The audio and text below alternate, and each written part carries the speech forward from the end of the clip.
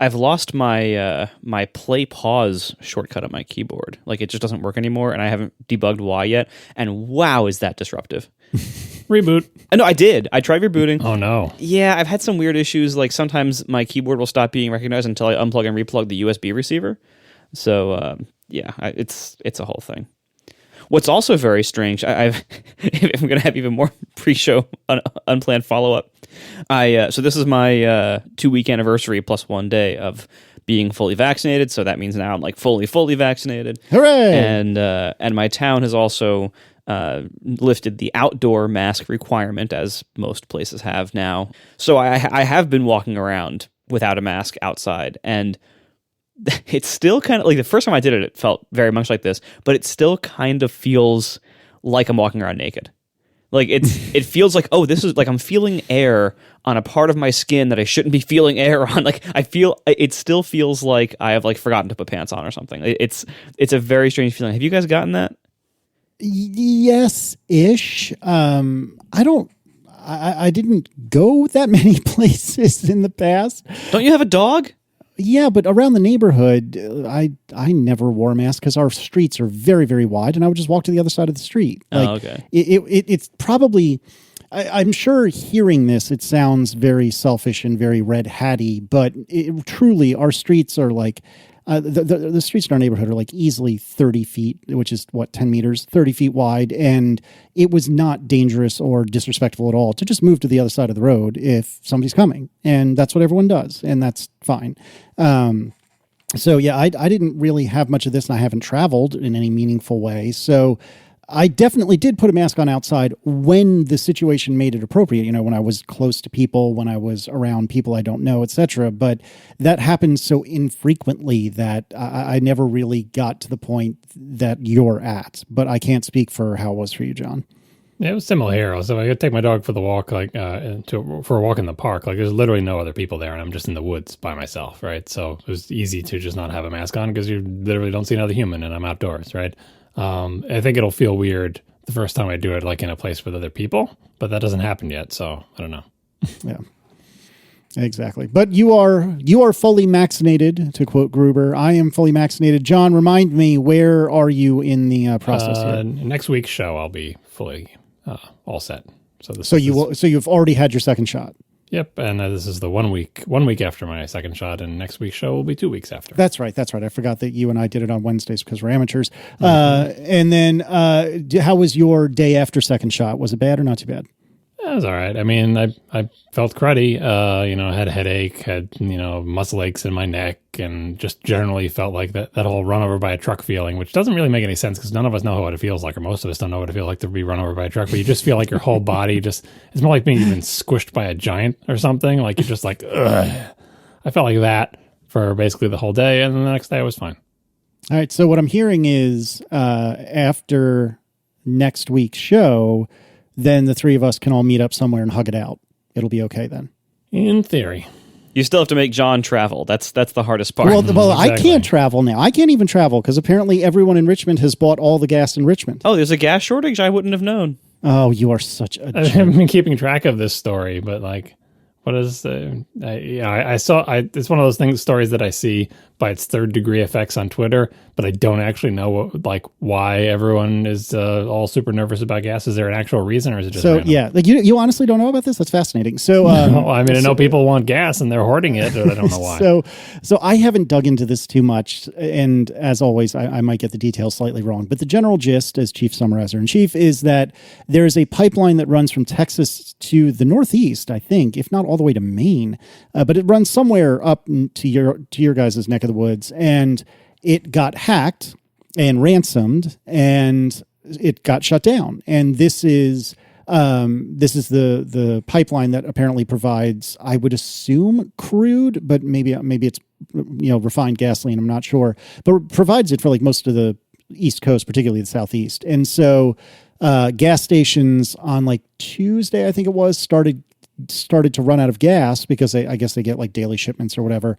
And they started to run out of gas. And so when I went, I met up with a friend of mine to have an outdoor lunch. We're both fully vaccinated. And I met up with him. And on the way there, I passed one of our local big box stores, and there was a line for the gas station all the way to like the street. And this is one of those situations where it's not unusual for there to be a line, but to go all the way to the street, that's very unusual. And so, yeah, apparently there are gas stations in my area that have, straight up run out of gas. There's price gouging because, capitalism. I filled up by pure circumstance on Monday, and Aaron filled up, I think, over the weekend. And we typically only fuel once a month as it is. So I'm not particularly nervous, especially since I think I saw as we record on Wednesday night that the pipeline has just reopened. But nevertheless, there's a big scare, and there's pictures and videos of people putting gasoline into garbage bags, and that's not a joke. Oh, God, please don't do that. For long. Now, from what I understand, some of these are recycled from years ago, like they're memes that went around and somebody would recycle and say, oh, look what these idiots are doing. But supposedly some of them are really honestly true. So, yeah, it's been a little bit of a mess. Again, thankfully, because, we never drive anywhere, never really go anywhere. It hasn't been an issue for the List family. But if it were to persist for another 2 to 3 weeks, then certainly it would be a bit of a problem. So if you want me to come to you anytime in the next week or two, I'm going to maybe have to wait on that. If you had a Tesla, you could just come here for free on the supercharger network. The chat room says that the pipeline is back up and running. Like, and for I don't know for how long, but for most of the pandemic, I haven't even been filling my gas tank up. I think we talked about this before because I was afraid of the idea of like letting the gas get old in the car. Because I use my car so little that if I filled up my tank, I was like, I'm afraid it'll be 8 months before I empty it, and it's not good to have the gas sitting there for a long time. So I've only ever been filling my tank to half, and even then, I'm like, how many months has it been? I never go anywhere because, like, what we have 2 cars, and my car is always at the front of the driveway, and I just never drive it anywhere. I mean, that's changed with the kids going back to school, and I'm driving them back and forth there, but school is like 10 minutes away, so I can't remember the last time I filled up my gas tank. I am back to doing full tanks, but I think I did my last full tank fill up like maybe a month ago, month and a half ago, so I'm not worried. But speaking of spending money on fire, if you wanted to set a little bit of your money on fire and you didn't want to get gouged with ridiculous gas prices, let me tell you about ATP shirts. Because the ATP store is closing soon. As we record, it is Wednesday night. On Friday night, just 2 days from now, probably the day you're listening to this in all likelihood, the store will be closed. I tell this story every time. I know you're all frustrated with it. Imagine me, who has to live it. Every sale, somebody tweets, non-ironically, saying, oh no, did I miss it? And typically this is but hours after the store is closed. Yes, you did miss it because you didn't listen to your friend Casey. And your friend Casey is telling you, pull the car over if you drive anywhere. Maybe pull over to the side of the road if you're walking. Go to atp.fm/store. You can get our sweet M1 shirt, which, speaking of lighting money on fire, is not particularly cheap, and I'm sorry for that. You can get the M1 shirt, which has the beautiful 6 colors M1 logo on the front and the M1 kind of cutaway on the back. You can get a monochrome version of that as well in multiple different fabric colors. You can get the ATP Performance shirt, which is, I think the term is moisture wicking or something like that. Basically, it means if you're sweaty, you can take it off without it sticking to you. You can get my beloved ATP pint glass, which I'm super excited to get in hand. And of course, we have our logo shirt. Now, some of you have heard our plea on the last episode that, the enamel pin is going to be sold out soon. Guys, guess what happened? It's sold out. Guess what I heard? Oh, did I miss the pins? Oh, I missed the pins, didn't I? You missed the pins. This is how it works, kids. This is how it works. You only had 2 years and 7 months to buy those pins, and you just missed it by a day. Yep. So, yeah. So, if you look at my mentions shortly after the store closes, you will see all the people competing to be first to say, oh, did the store close? And that's fine. Whatever. If it makes you laugh, go for it. But you'll also see a bunch of people saying, oh, no, did the store close?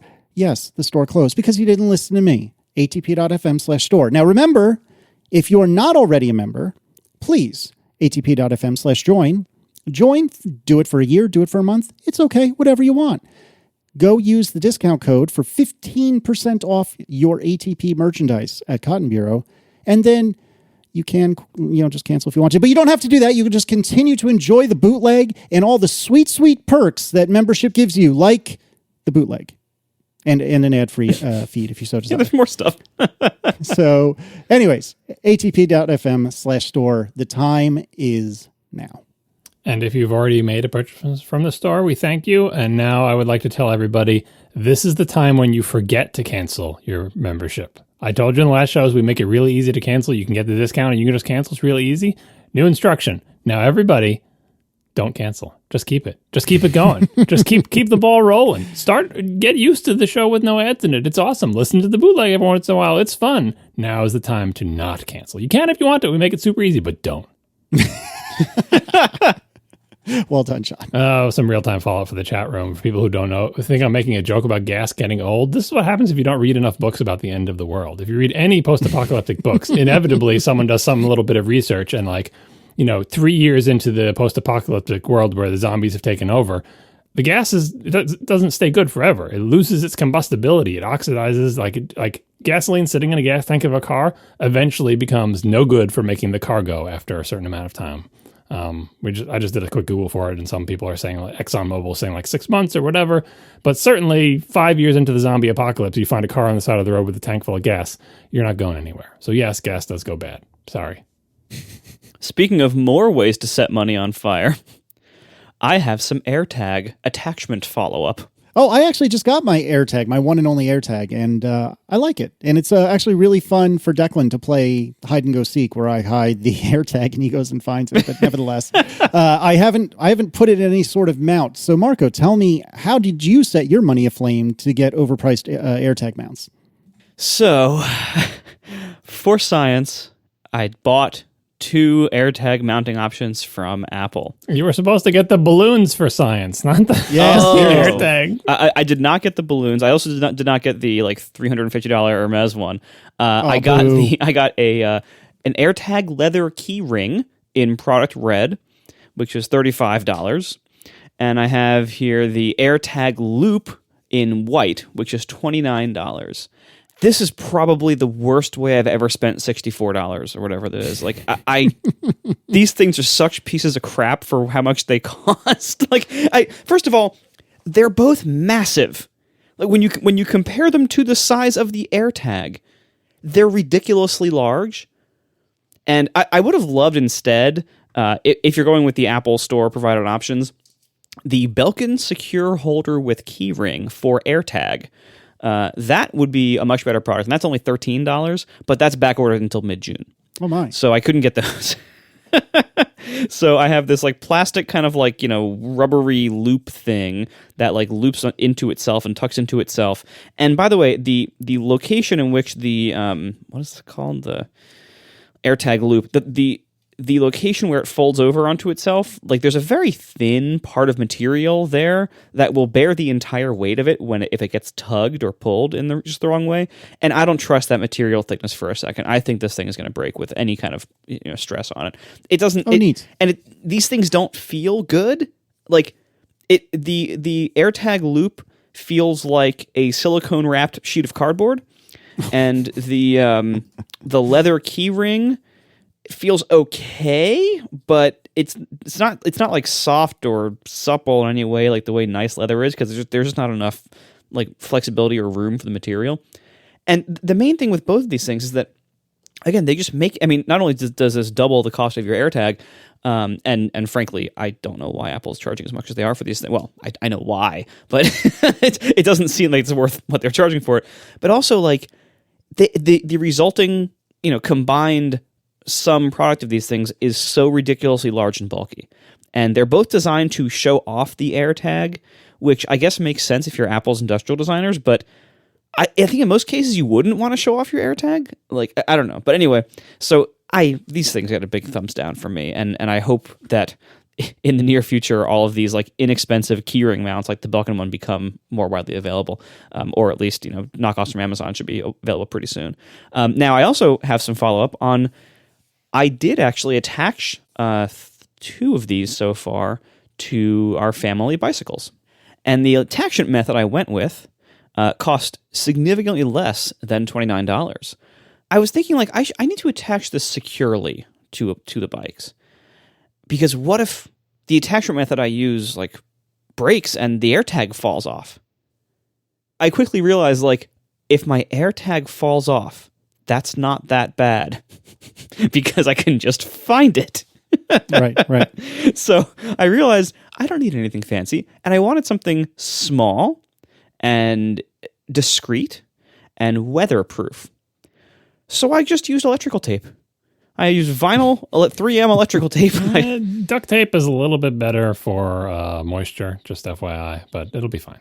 I just wrapped them in electrical tape so you can't see them, and it's fairly weatherproof, and it's fairly salt and weatherproof, or salt and waterproof mostly, like salt and sand and everything, all the conditions it'll encounter. It's fairly resilient to those things. And when the battery dies in a year, I'll have to cut the electrical tape off and pull it out and put a CR203 tube back in there and use about $1 more of electrical tape to attach it. And the electrical tape is a far better attachment option than any of these weird $30 pieces of material from Apple. So overall, I can recommend electrical tape as your AirTag mounting option. way more than any of the official accessories that I've seen so far. We are sponsored this week by Mack Weldon, reinventing men's basics.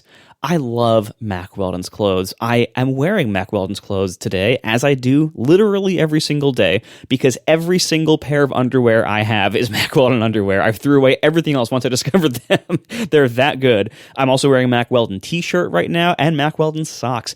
Their stuff is awesome. Look, this year, spring is a little bit different because we're all finally starting to get back outside and see friends again. No matter where your adventures take you, bring Mack Weldon's comfort and style along for the ride. Your closet will thank you. Whether it's their hoodies, their polos, tees, active shorts, they have such good stuff. This morning, I wore the Mack Weldon Ace sweatpants because they are super comfortable. I worked out in the Ace shorts. I'm currently wearing the silver t-shirt, which I love the silver t-shirts. These are naturally antimicrobial and they hold up. I bought a whole bunch of them, I think 5 years ago now, 4 or 5 years ago. I haven't lost a single one to like wearing out or perma-stink or anything like that. They're really well made. They fit really great. They look great. I love Mack Weldon stuff, and it spans a wide variety of needs. You can dress down, you can dress up, you can wear it to work. They have workout clothes, wide range of customized fabrics that really take advantage of different properties you might want for different contexts. It's wonderful. They also have a guarantee. They want you to be comfortable. If you don't like your first pair of underwear, you can keep it and they'll refund you, no questions asked. And they have a totally free loyalty program. Level 1, you get free shipping for life. Once you spend $200, you reach level 2 and you get 20% off every order for the next year. So for 20% off your first order, visit mackweldon.com/ATP podcast and enter promo code ATP podcast. That's mackweldon.com/ATP podcast, promo code ATP podcast for 20% off. Mack Weldon, reinventing men's basics. All right, we have some other feedback that involves spending less money. We were talking about, I think it was an askatp, is that right? About unintended restart when you have FileVault enabled. And several people wrote in to give a couple of command line commands you can try. You can do, using sudo fde setup space auth restart. We'll put this in the show notes. And on supported hardware, this allows a restart of a FileVault enabled system without requiring unlock during the subsequent boot. And that's by using this auth restart thing. Be careful, though, because FileVault protections are reduced during authenticated restarts. In particular, FDE setup deliberately stores at least one additional copy of a permanent FDE or full disk encryption unlock key in both the system memory and on supported systems in the system management controller. And you have to run it as root, and it will ask you to unlock your the FileVault password and so on.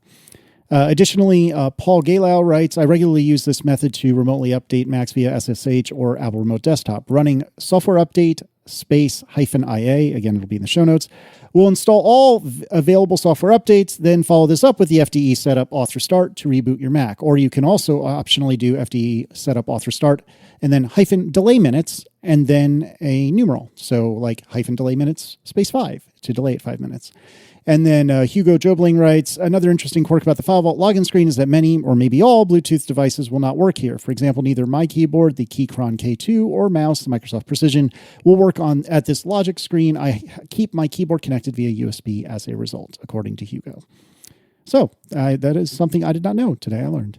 Yeah, that's why I couldn't remember this command last time, but I was pretty sure there was a way to do it, and many people wrote in with this command line way to do it. So if you feel like you can't enable FileVault because you won't be able to do unintended restarts or you won't be able to do software updates, that's not true. Apparently, you can use this method, and I don't think this is broken with the M1 Max. Lots of stuff related to booting has either changed or broken with the M1 Max and or Big Sur, but I'm pretty sure this one still works. So you have tools available. No more excuses for not enabling FileVault. And then a couple of people wrote in, or perhaps first, Matt Friedman, with regard to Apple TV and spatial audio. And Matt writes, in all of your discussions of the new Apple TV 4K, I'm surprised that you have not yet brought up its most obvious missing feature, no support for spatial audio. As Matt recalls, when discussing the AirPods Max, we had talked about how great spatial audio is, but the big downside is that you're limited to the iPhone and the iPad, and how obviously it is needed on the Apple TV. I was shocked when the new one came out and it wasn't included. I would have been more perturbed about this had I ever experienced spatial audio, but I'm still on the second-gen AirPods. I've never had the what is it? The AirPods Max, the Max Pods, whatever they're called, the big headphoney things. And I've never had AirPods Pro.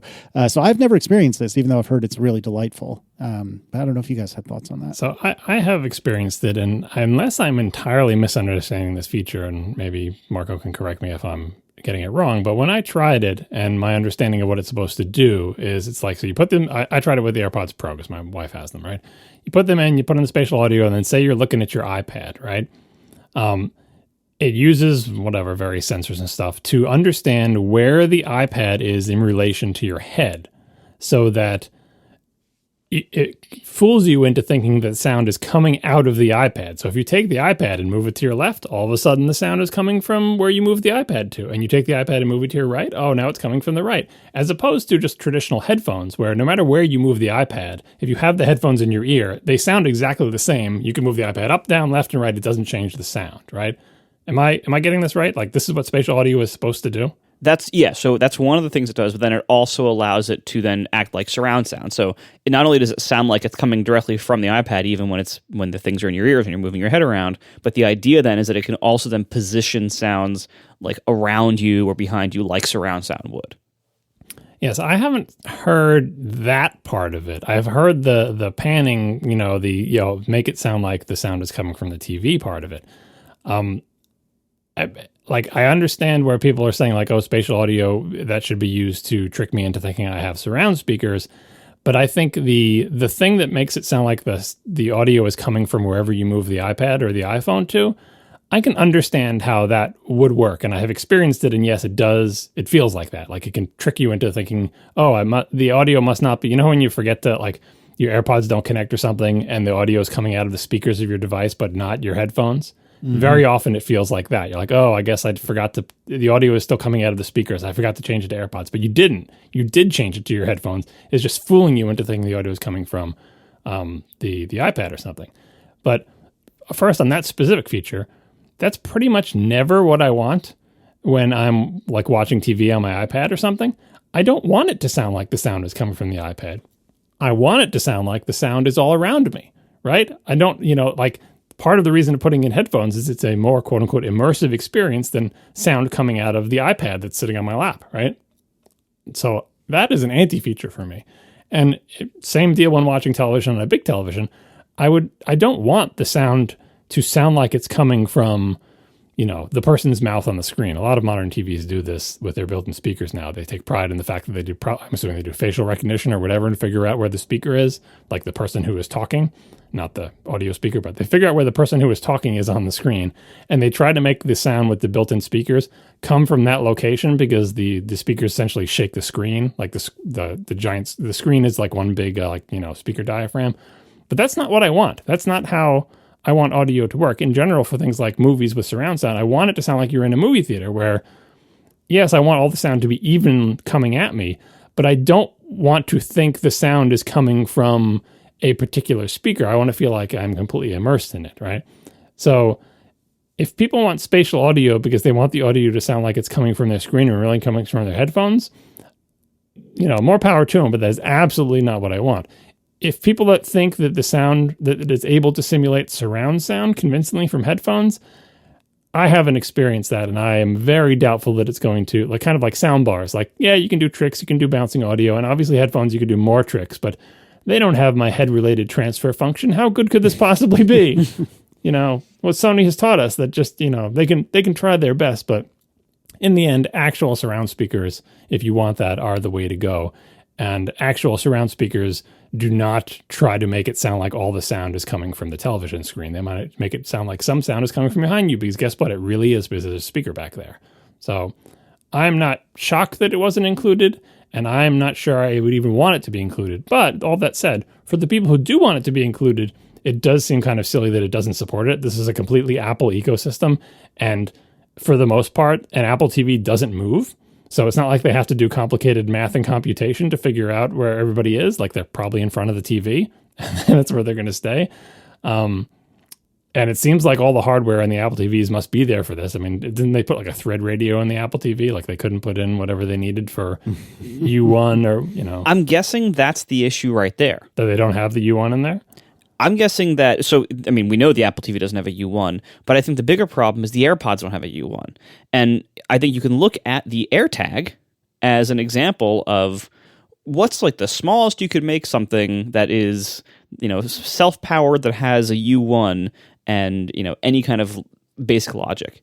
And granted, I'd say most of the AirTag's volume is that battery. Second to that is probably the plastic of the case, But if you look at AirPods and AirPods Pro, they don't have anywhere near enough space to add, probably the U1 and the whatever antenna that it uses to transmit stuff. So my guess is that the reason why this is not a feature on Apple TV is because the way it's done with AirPods Pro and iPads is probably with Bluetooth. And I'm guessing that at the distance that you would have an iPad in front of you on a table, that might be accurate enough. But if it's going to be like, 12 feet in front of you, across the room with an Apple TV, maybe it can't be precise enough for the effect to work very well. I don't know. Bluetooth range is pretty good. And, and the fact that they can fit the hardware to make this work inside the AirPods Pro, the tiny little things that go in your ears, like, there's no excuse for it not to be in the AirPods Max. Yeah, that's true. So anyway, maybe they'll get around to it eventually, but I am curious now, hearing that there is apparently a mode where it's supposed to simulate surround. I have not heard that myself. But if that is any good, I can see why people might want it. But I've tried stuff like that on my various gaming consoles with gaming headphones that supposedly simulate 5.1, and you can watch a movie on your PlayStation with 5.1 sound and put on these headphones, and it has never sounded any good to me. So my hopes of this are dim. So optimistic. All right. And then Umberto Iris Pereira writes, the new Apple TV has Wi-Fi 6, which might improve connection speed and stability for some people, especially given how frequently TVs have terrible connections. Just looking for more reasons to be interested in what's new about the new Apple TV 4K. Why should I even want it? Hey, maybe if your current Apple TV's got terrible signal, maybe Wi-Fi 6 will help. All right. Let's move right along. So as we record today on the evening of Wednesday the 12th, not too long before we recorded, there was a whole lot of brouhaha about a new hire at Apple. And the three of us haven't really had much time to read into this, so this is going to be really quick. We'll put a link in the show notes to a Verge article that kind of talks about it. But apparently Antonio Garcia Martinez was the author of a book called Chaos Monkeys. And I have not read this. I'm not familiar with this particular gentleman, but from everything I've heard, Chaos Monkeys is extremely problematic, like really, really, really problematic. And for anyone to hire this individual seems unwise, especially since from everything I've heard through the grapevine, again, not having done my proper research, is that he never really changed his ways. Like, he's been doubling, tripling, quadrupling down ever since. And so this is a new hire that Apple made to lead their ad team, I believe, like their advertising team or something like that. And he's ex-Facebook, which kind of makes sense. But yeah, this is from, at a glance, at least, this is super gross, and none of the three of us can endorse or are enthusiastic about it. And we just wanted to call attention to it real quick. But again, we haven't really had the time to properly look into this. I don't know if you guys have any further thoughts. Yeah, when I was trying to compile everything for this, I'm like, it's people saying stuff on Twitter, and then I saw some quotes from his book, and like, these quotes are terrible, but I'm not sure I have the context, so I did a Google book search to make sure I had the context for this stuff, and it was just increasingly looking like, no, this is the story. This guy's terrible, right? And what I assume would happen is that if he is this terrible, Apple will eventually get rid of him. And just before we started recording, the Verge article is basically Apple employees who have been discussing this on Twitter, and I follow some of them, saying like, we're Apple employees saying we're not taking this lying down. They are circulating a petition within Apple asking, essentially demanding Apple to explain why they hired this person, how their vetting process could have let this in. And by the way, if you're wondering like, what did this person do that's so bad or whatever, like he published a book that he wrote himself. It's not like hearsay or people saying bad things about this person. This is his own words. He is the author of the book. It is a nonfiction book. And in it, there are many passages that clearly label this guy as just a general sexist jerk, Silicon Valley jerk, right? And so, Apple, supposed to be an inclusive organization, this petition from the Apple employees, I think, was very well written because it really highlights, like, why do we care about this? Like, why do we care if you hire a jerk? Well, actually, hiring jerks affects all of us. Like, what if this person who, like, here, I'll just read you one of the quotes just to let you know what we're dealing with here. This is from his book. Most women in the Bay Area are soft and weak, closeted and naive despite their claims of worldliness, and generally full of stuff. I'm not going to do it so far, but to believe me. They have their self-regarding entitlement feminism and ceaselessly vaunt their independence, but the reality is, come the epidemic plague or foreign invasion, they'd become precisely the sort of useless baggage you'd trade for a box of shotgun shells or a jerry can of diesel. Oh, wow. There's so much in this one statement that lets you know exactly who this guy is, aside from simply being a virulent misogynist. And the idea that, women are useless in the apocalypse and I'm a tough man and I would trade these women for shotgun shells. And it's just, and just goes on from there, right? So anyway, so Apple hires a jerk. How does that affect me as an Apple employee? And this thing spells it out. How can you put this person in the organization and ever have them like involved in any kind of person's performance review, right? Would you ever want this person managing other people or having any say in who gets promoted? Never mind just having this person in the organization with published works expressing their views of this type. Like it wouldn't really make you feel welcome. So here's an Apple employee responding to this saying, every day I go to work and I know that some people view me this way. This is a female Apple employee. I don't know which people, but I've heard stuff like this enough to know that it's ever present in our world. It angers me to see these viewpoints expressed by someone in a leadership role at my own company. So Apple employees aren't taking this lying down. And I think this is a sign of a sign of health of an inclusive organization. If the people you already have, like your existing employees, see something like this and say, this is not how we do things at Apple, and sort of, from the bottom up, rise up and say, what's the deal? What's going on here, right? We want an investigation. We want to know how someone with these views got past our screening process. We want to, understand how it's not like there's secret views that people didn't know about, and then people who are enemies of this person starting saying bad things about it behind his back. This is a book that he published. It was a New York Times bestseller. Like, it's not obscure, right? And I'm not saying you have to read everybody's books, but you should really know who you're hiring. Yeah, and honestly, like, I'm sure Apple has already decided to get rid of him. They're just looking for a way to do it without getting sued. And he probably, by the time that we publish this episode, I bet he's out. I think you're right. I think you're definitely right. But, just because we like to... We want to make it clear that the three of us, this is not cool to us, and we don't support this sort of thing, and we don't necessarily need to get involved with every Apple hire or anything like that. But a lot of people have asked us, hey, what are your 2 cents on this? And our 2 cents is it's gross and shouldn't have happened. So hopefully, and this is what happens when you hire people who have a high profile. Like, I mean, obviously, you vet every employee and you try to hire people who you think will fit into your organization and will, like, it's the hiring process. Like, we understand it's big, it's complicated or whatever. But when someone has a New York Times best-selling book, maybe look at the book. That's all I'm saying. Like, it's not, again, everyone has enemies. Everyone has things. People change too. Like, that's also a thing. Like, that's why this thing goes about, like, just don't hold people's past against them forever. Maybe they've learned it. We talked about this last show. Everyone learns and changes and grows, right? But I feel like that's worth discussing, right? Like, with the employee during the hiring process. Hey, we looked at your New York Times bestselling book and here's what you said. How do you feel about that now? Like, I feel like it should come up, right? So as the story unfolds, we'll see. But I feel like this person's tenure at Apple may not be particularly long.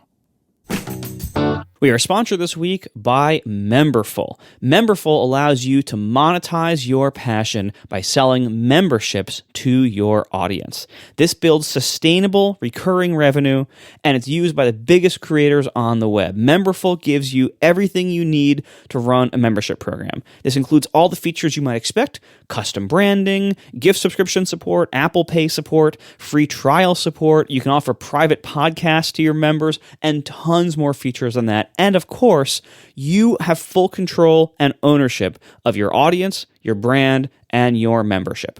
Memberful seamlessly integrates with the tools you already use, and they have a world-class support team ready to help you integrate them, simplify your memberships, and grow your revenue.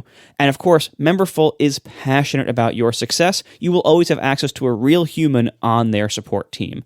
Memberful, honestly, if you're out there, you want to build membership support to, help monetize your audience, we do that here. We built our own, honestly, and I'm not sure it was really worth it. It was a lot of work, a lot of hours went into that, a lot of support and trouble went into that. You probably shouldn't build your own, if I can be honest. Memberful makes it super easy, and you don't have to then build your own. And you can save all that time, and you can have their support and their amazing tools and their full integration with your other stuff. It's a really good solution. You can get started for free with no credit card required. A real free trial at Memberful by visiting memberful.com today. That's memberful.com today. Get started for free. Thank you so much to Memberful for helping people monetize their passions with membership and for sponsoring our show. All right, moving right along. Some thoughts on Apple versus Epic. So I think John most especially had a few things that you want to talk about Apple versus Epic. It is not our intention to go into a deep dive on Apple versus Epic. I would expect that we probably will at some point, but since so much stuff is still developing as we sit here and record right now, I don't think it's worth anyone's time going deep into what's happening. And a lot of the places are talking about it too. But John, you said you had some thoughts you wanted to bring up with regard to Apple versus Epic. So tell me about them. Yeah, I think we're like a week into this or whatever. To refresh everyone's memory, this is Epic, the game company. They got kicked out of the App Store for trying to use their own payment method in Fortnite. That whole thing. We've talked about it past in the show. This is the court case. Epic suing Apple saying Apple shouldn't be allowed to do what they did to us. And Apple saying we totally should be allowed to do that.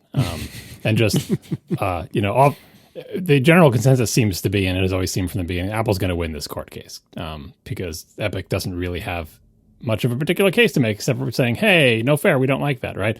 But that's just the battle. The larger war is, okay, but then what, lots of people are viewing this as like, even if Epic loses, they're kind of winning by making Apple look bad and by triggering sort of, government regulation. And, regardless of how this court case goes, Apple is kind of getting it from all sides here and under a lot of pressure to change things. And they have been changing things, and I think that will continue, right? But setting that aside, part of the function of this court case, even if Epic loses, is the discovery process where we, the public gets to see all sorts of things that we would never see otherwise. Emails from inside Apple about Epic, about the App Store, hearing people have to testify under oath about things that are at Apple, current Apple employees, ex-Apple employees. That's why a lot of the coverage of this is like, each day there's some new revelation about, internal communications inside Apple, things that we wouldn't see without this court case, right?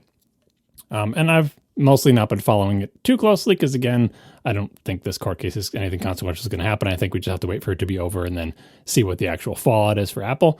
But the one thing that has struck me with all of the stuff I have read, because anytime there's something juicy, like a good email or a good message or, whatever, that gets highlighted in various articles. And the one thing that has struck me about all of it, from like communications inside Apple between all the big name executives that we know, finally we get to see what were they emailing each other in 2008, in 2011, in 2015 about all these App Store controversies, a lot of them that we talked about on this show. What were they saying to each other inside Apple? Or about anything, not just App Store controversies, but just Apple corporate strategy and stuff like that. And the thing I've been struck by is that nothing anyone says is surprising. Like, they are saying all exactly the same things that you would expect them to say. Like, when on shows like this where we're speculating about how Apple might think about things, how does Apple, like the one that I cut and pasted into the show notes a couple of weeks ago was like, Eddie Q talking to Craig Federighi about the possibility of iMessage on Android. How is Apple talking to itself internally about those possibilities? We've talked about it on our show, and guess what? they're saying all the same things. Like there's no, like it's shocking how similar the conversation inside Apple is to the conversation outside Apple in terms of what are the factors, what are the pros, what are the cons. The people inside Apple are just people, and they do not have, it seemingly for most of these topics that are in this discovery anyway, there is no secret information that really changes the landscape. All of the factors that we would discuss in the show about the pros and cons of iMessage and Android, exactly what they discuss. And there are sometimes some people making a case on one side and sometimes people making a case on the other. Repeat for anything you can imagine. How do you think Apple was dealing with Epic? Does Apple treat big companies different than little companies, and why would they? Everything that has ever been discussed in the entire pundit sphere about Apple, that's exactly what's happening inside Apple, which reassures me that, because it's always so hard when a company as secretive as Apple. It's like, well, we're talking about all this stuff, but maybe there's stuff we don't know. And maybe the conversation inside Apple is very different. Maybe a lot of times people will say, they're like, you don't understand the secret factors that influence this decision. And all of the discovery in this entire court case has revealed there is no secret information. All the factors that we are discussing, those are the factors. And these are the pros. And these are the cons. And we saw which decision they made. And they did weigh all of these factors. And there's no angle that anybody in the sort of the news pundit sphere is missing. It's dead straightforward. I mean, obviously, they're usually talking about it before we do because, they do know about things before we do. But by the time a story comes out or a policy is implemented, when we backsolve and say, what must they have been thinking to implement this policy? It's pretty much been dead on every single time because there's no secrets. So I would encourage people to look. I mean, the transcripts are mind-numbing. That's why I wait for news articles to pull them out, because I can't read that format with like the monospaced font and the deposition format. It's so painful. So I wait for people to pull out the juicier bits. But I encourage everyone to read it because it really does humanize the company and the people involved, and it reveals them to be also smart, and like, even though they never talk about this stuff in public, they know about all of the pros and cons. They're just not going to come out in public and blab them to you, but it doesn't mean they don't know them. Like, it's another thing I think confuses people about Apple. It's like, well, Apple never says anything about that, so maybe that's not how they view it. It's totally how they view it, because it's the reality. They're just careful in what they say to the public, but when they talk to each other, they say all the things you think they would say, right? So that I find sort of reassuring and boring and interesting in its boringness. And then the other thing I'll add is that I am shocked at how bad people are at writing email in every company, Apple, Epic, everyone involved. Because, I mean, granted, I have high standards for this stuff or whatever, but I feel like most people I communicate with on a daily basis at my actual job are better at writing good, coherent, well-formatted, well-spelled, grammatically correct, organized emails than most of the bigwigs at Apple and Epic, right? I'm not asking for much. I'm asking for sentences, punctuation, like some sort of paragraph, some sort of reasonable formatting, some acknowledgement of organizing your thoughts and having respect for the time of the person on the other end. And instead, it's just like, I randomly slapped this out like while running to catch a flight or something. Like I had no time to do capitalization or spelling correctly, let alone grammar, let alone formatting. People who try to communicate in bulleted lists but can't bother making any kind of bullet, so they just put a hyphen touching a word of a sentence that's all in lowercase, and then the next hyphen is on the same line instead of a new line, and like, it's just, what an incoherent mess. Now, granted, this is not what they're hired for. Their job is not to be expert. They're not copywriters, right? That's not their job. I understand that is not everyone's forte, but boy, the standard is low. The standard is very low for expressing coherent thoughts in email. Maybe they're more articulate in person. Maybe the meetings that they have these discussions in, are really where it happens, and the emails are just dashed off. Executives are busy. I totally understand it. Not everyone is a writer, but it really makes me appreciate some of the people in my, on my teams and in my sort of org chart and hierarchy at work of how well I should send them a nice thank you at work and say, you know what, I never say this, but your emails are always well organized and respect my time and have like a topic sentence and front load the important information and are formatted nicely, and you always spell things correctly. Thank you for that, because it could be worse. Oh, it's so true. I feel like the higher up you go in the org chart, the less craps you give about what your emails look like. For sure. Like, no one's gonna yell at, like, I don't want to pick a name, but no one's gonna yell at Eddie Q for being a bad emailer. Like, that, right. Again, that's not their job, but Ish. Because you feel like law of averages, like people at work, like there are people who are better at emails and worse at emails. They're better writers. And, like, again, especially if it's not your job, but you think law of averages, one of the big wigs at Apple would be good at writing emails. And based on this documentation, either none of them are, or none of them want to spend the time to write a good email. Yeah. But I don't know. To me, like, I'm with you that there's not a lot of surprises coming out here. And that's interesting in its boringness, but I've been mostly trying to stay away from the coverage because it just keeps making me very, very angry. And I don't even want to go into it too much here because I'm in a good mood today, and I want to keep that mood going. It was a really nice day. had a good time today. But what we keep seeing from Apple in these things is an immense sense of entitlement to literally all commerce that happens on their phone platform. And I know from having posted about this on Twitter and having gotten hundreds of responses from people who think I'm wrong or an idiot or naive or whatever. My main criticism of this is that I don't believe that Apple automatically deserves to be able to dictate terms for the entire world of mobile commerce that's happening on their platform.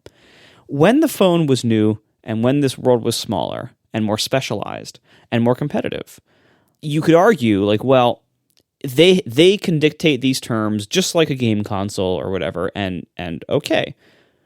I think, though, you can look at the history of what has happened in the world over time when a private company has built something that has become critical infrastructure for an entire world of commerce. And you can look at things like the railroads, power lines, phone lines, broadband lines. Like, there are lots of examples in history where a private company has built something that ended up being so incredibly important to such a vast amount of commerce and a vast part of society that even though it was built privately, regulation had to be implemented, or antitrust measures had to be taken because it just became too important to way too much of the commerce of the world at that time. And I think that standard should be applied here. And if you look in a vacuum and say, well, if Apple developed this platform, they can dictate whatever terms they want to for, to how everyone runs their business, and they can take whatever cut they want to because they built it. That argument makes sense up to a point, up to like an approximate limit of like size and complexity and importance to the world.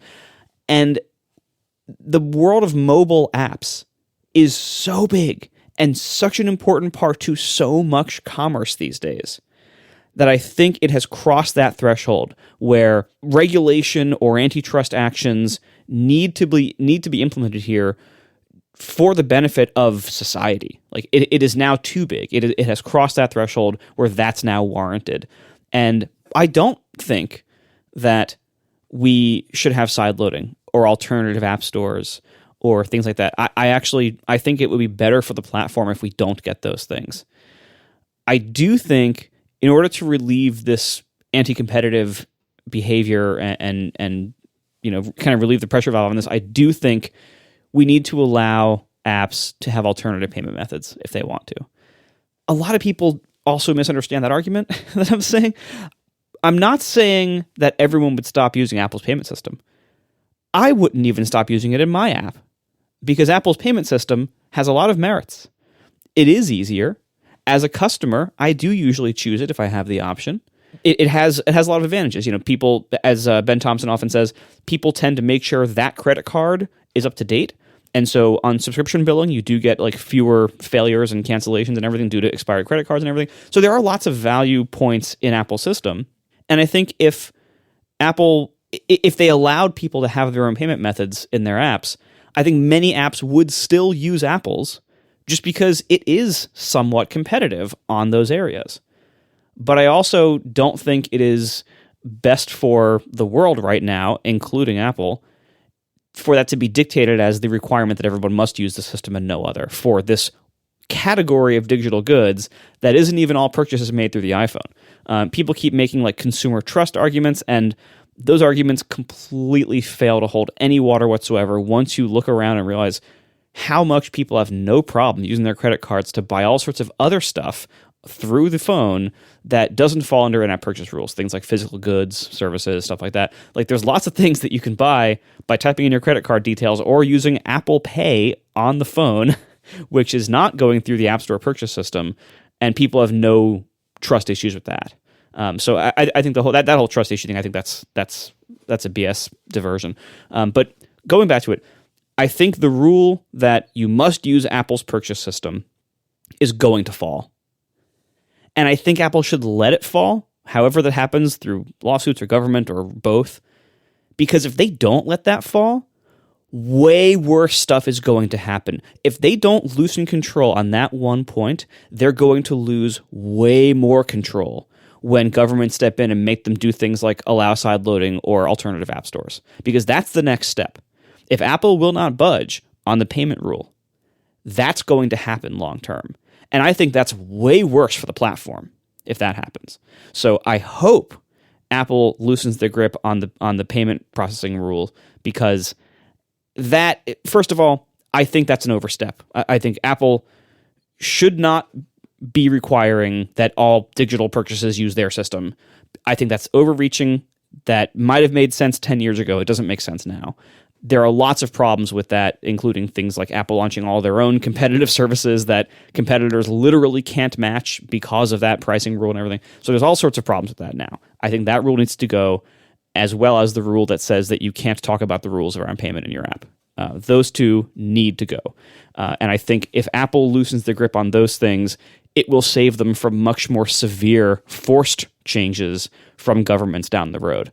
And so it is in their best interest to loosen that grip. And I don't think they would actually lose that much money by doing that.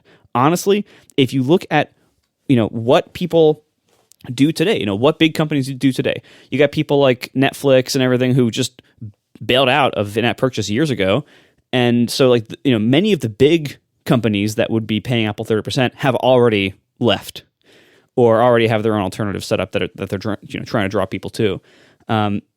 Many of the other companies, like the big game companies, would probably still offer Apple stuff as an option, because many people, again, they have those credit cards entered.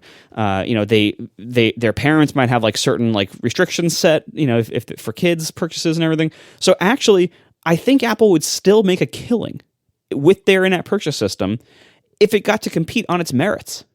But right now, it's not competing on its merits, and that's anti-competitive, and it's causing major issues for everyone, including Apple. And if they just would loosen their grip on that one rule, all of this antitrust pressure would disappear. It would just vanish. Like, it is the biggest relief valve in the world, and that would protect them from it would let them retain control on the App Store and on distribution of software on iOS still. So, and if they don't let go of that, they're going to lose that control. It might take a few more years, but they're going to lose it. Now, part two of what makes me incredibly upset following this story is Apple's incredibly arrogant and entitled and greedy and dismissive attitude towards developers. I have never been less excited about WWDC than I am this year, because what Apple keeps showing in their statements around this, they think we owe them everything. They don't value our contributions at all. They think we owe them our entire business. And they think we should be kissing their feet and thanking them for enabling our entire business to function.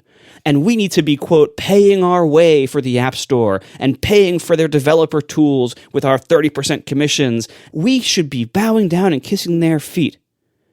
And that attitude, I'm telling you, man, that rubs me the wrong way so hard, because we have our own businesses, thank you very much, and we add value to their platform. We add tons of value to their platform. How many people would buy iPhones if they didn't have third-party apps? I bet a lot less than how many buy them now. So we add value to their platform even if we don't give them a dime. And that's why they allow lots of apps on their store that don't give them a dime, that are free or ad-based or whatever. That's why, because they know this too.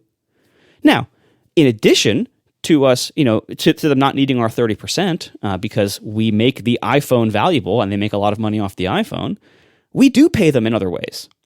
Every single developer pays $100 a year for the developer fee.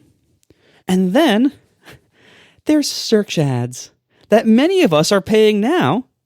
I have spent a large part of the last couple of years paying absurd amounts of money to Apple for search ads. I do this willingly. I'm not being fooled by the system. I am sometimes being ripped off by it, but I'm not being fooled by it. I know exactly what I'm getting in, what I'm getting into, and I choose to pay. And here I am paying Apple some more, and they just launched a new search ad unit, which I had a hilarious, overpriced experience with that I instantly stopped after setting almost $1,000 on fire accidentally. That was fun. But they make money from us in lots of other ways. We are paying our way by trying to get our apps visible in their store, which is not doing much for curation or promotion of our apps, despite what they say. So they make lots of money off of us already. They're trying to play this sad sap card that we owe them and we got to pay our way to fund the App Store. No, the App Store is very well funded, even without that 30%. And if they loosen that rule, they're not going to lose the entire 30%. They're going to lose some of it. But I honestly don't think it would be more than a drop in the bucket compared to all the other services revenue that they're making off of us, especially from things like search ads and everything else. So I think that the attitude that they are showing in this is both nearly delusional, as well as I think many of their arguments are made in bad faith to intentionally distract and distort the discussion. I mean, granted, they're lawyers, that's their job, but still. And I think, finally, the attitude they have shown about the way they view developers and the way they view how much they think they're entitled to from us, how much they think we should be bowing down and kissing their feet, and how little they think of us overall. This year at WWDC, that's all I'm going to be thinking about. And when they have people up there on stage telling us how great we are and trying to rile us up, all I'm going to be thinking about is how much Apple has shown over and over again in their statements, in arguments like this, how little they really think of us and how much they think they're entitled to all of our money. Everything they say at WWDC, as far as I'm concerned, about what they think of developers is total bullshit as long as these people are still in charge. I have a lot of thoughts about this, and I should start by saying that I pretty much agree with everything you just said. I am, at best, I am a teeny tiny itty bitty indie developer on the App Store. I am nowhere near the position that you're in. And in fact, I bet you John is probably a bigger developer than me at this particular moment. But yeah, something I've been thinking about, to go back to the earlier part of your conversation, Marco, and then I'd like to come back to what you just said. I've been thinking a lot over the last week or two about the Epic lawsuit and a lot of the things that Apple's been saying lately, and whether the 30% is fair. And I've been thinking about this even since, the small business program, or whatever they call it. And it's funny you bring up what I think is basically common carrier here in the States. But what you were saying was, at some point you reached a threshold where this infrastructure is too important, and it becomes kind of a public good to a degree. Even though it's a private company's thing, it's so important to so much of the country, if not the world, that it becomes kind of de facto public. And I definitely think that the App Store is at that point, without question. And I definitely do not think, as you were saying earlier, that early on it was. I think early on in the first, 2 to 4 years of the App Store, I don't think it was in this common carrier de facto public position. And I don't think it's unreasonable for Apple to have set the terms to even potentially just, the 30% may not have been so unreasonable then. But at this point, now that it's a seemingly well-oiled machine, and now that Apple gets to, on one side of its mouth, say, oh, look at all the money we've paid all these developers. You're welcome, everybody. Look at all this money that we got for you. If they're going to say all those things, then I feel like they should show a little more goodwill than they have. And the problem I have with this whole common carrier argument that I've been building in my brain is, at what point did we cross that threshold? And I've yet to come up with a good answer for it. I don't know if it was after 2 to 4 years. I don't know if it was just 10 minutes ago, or presumably somewhere in between. But I completely and utterly agree that we are at that threshold where I think more regulation is probably necessary. Even if Apple does the right thing, even if they do the things you said, which I agree, even if they say, okay, you're allowed to talk about the rules in app, and okay, you're allowed to use your own payment method in app, even still, I kind of wonder if regulation would be necessary and or helpful to prevent them from reneging or to prevent them from coming up with some cockamamie scheme like search ads that makes things gross again, or grosser, if you will. And I don't know, it's just...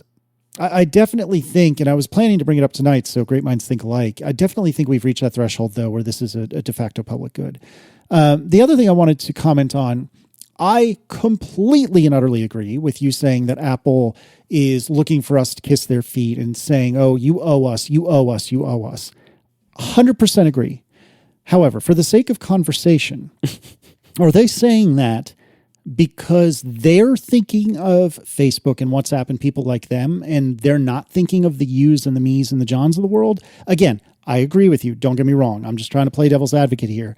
Do you think that they're confusing the message a little bit because they're saying these things without any caveats or asterisks or daggers or double daggers? But really what they're thinking of when they say these things are, screw you, Facebook. Look at all the money we've made you with our app store. Where what you and I are hearing and John is hearing is, screw you, John, Marco, and Casey. You should be thankful we gave you a darn cent, much less the tens or hundreds of thousands or whatever dollars that any of you have made. Do you think it's that they're thinking of an entire different niche of developer, or do you think that they just are thinking of every single developer on the App Store? I mean, I'm not thinking of that directly, and Marco already touched on this, so I think Marco knows, at least intellectually, partially what's going on here, although it doesn't make him less pissed about it. Remember, this is a court case, and the lawyers who are working for Apple have to make the strongest possible argument, which is another reason I will cite that even though it looks like Epic is going to lose this court case because it doesn't seem like they have particularly good legal standing, the damage done to Apple is by forcing Apple to make their quote-unquote strongest argument, which requires them to dump all over developers. You know what I mean? Like they're saying, like, this is our store, we run it, you owe us. Apple is making all these arguments that make Apple look bad because they are the best legal arguments, like given the current laws, right? And so every time an Apple lawyer gets up there and just dumps all over developers and basically says Epic should be thanking us, and I can't believe the nerve of them trying to say that they want to run a store within our store, and don't they understand what we're doing for them or whatever. It's because this is the strongest argument in their favor, legally speaking, and probably why they're going to win. But it hurts Apple's reputation with developers so much because, like, we can hear you, Apple, like, we hear you saying these things, right? And so, yeah, definitely it hurts a lot if you're a developer to hear all this stuff. Now, when we look at the stuff from Discovery, you do see that same thing echoed in emails within Apple over the decades. So I'm not saying this is just a lawyer thing, right? The lawyers have to be out there today now making the strongest possible argument, and also probably, the lawyers don't run Apple. They're just trying to win the case, right? But then you see those same arguments inside Apple over the years, but you also see the other side of those arguments inside Apple over the years. So it's clear that at various times, various people have brought up, like, one of them that's been circulated a lot is Phil Schiller saying, just years and years ago, saying, do we really think we can stick to 30% forever? I know we kind of just did 30% as like it seemed like a good deal, but like as the years go on and as the store gets bigger, do we really think it's tenable to keep it at 30%?